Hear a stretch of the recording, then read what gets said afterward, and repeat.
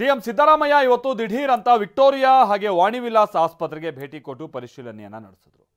ಆಸ್ಪತ್ರೆಯಲ್ಲಿ ಚಿಕಿತ್ಸೆ ಪಡ್ಕೊಳ್ತಾ ಇರುವ ರೋಗಿಗಳನ್ನು ಅವರು ಭೇಟಿ ಮಾಡಿ ಸಮಸ್ಯೆಯನ್ನ ಆಲಿಸ್ತಾರೆ.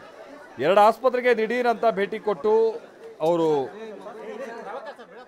ಅಲ್ಲಿರುವಂಥ ಸಮಸ್ಯೆಗಳೇನು ಮತ್ತೊಂದು ಅನ್ನುವಂಥದ್ರ ಕಡೆಗೆ ಗಮನ ಕೊಡುವಂಥ ಪ್ರಯತ್ನವನ್ನು ಪಡ್ತಾರೆ. ರೋಗಿಗಳಿಂದ ವೈದ್ಯರ ಕಾರ್ಯವೈಖರಿ ಏನು ಹೇಗೆ ಅನ್ನುವಂಥ ಮಾಹಿತಿಯನ್ನು ಕೂಡ ಪಡೆದುಕೊಂಡು ಇನ್ನು ಸಿಎಂ ಎದುರು ಮಹಿಳೆಯೊಬ್ಬರು ಕಣ್ಣೀರು ಹಾಕಿದ ಪ್ರಸಂಗ ನಡೀತು. ಸಿಎಂಗೆ ಸಚಿವ ಶ್ರವಣ್ ಪ್ರಕಾಶ್ ಪಾಟೀಲ್ ಕೂಡ ಸಾಥ್ ಕೊಡ್ತಾರೆ.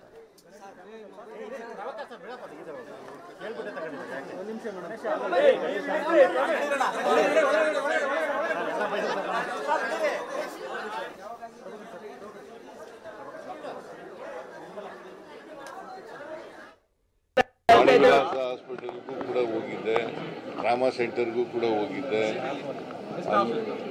ಇಲ್ಲಿ ಒಂದು ದಿನಕ್ಕೆ 40ಕ್ಕೂ ಹೆಚ್ಚು ಡೆಲಿವರಿಗಳಾಗ್ತವೆ. ಎಲ್ಲ ಡೆಲಿವರಿಗಳು ಕೂಡ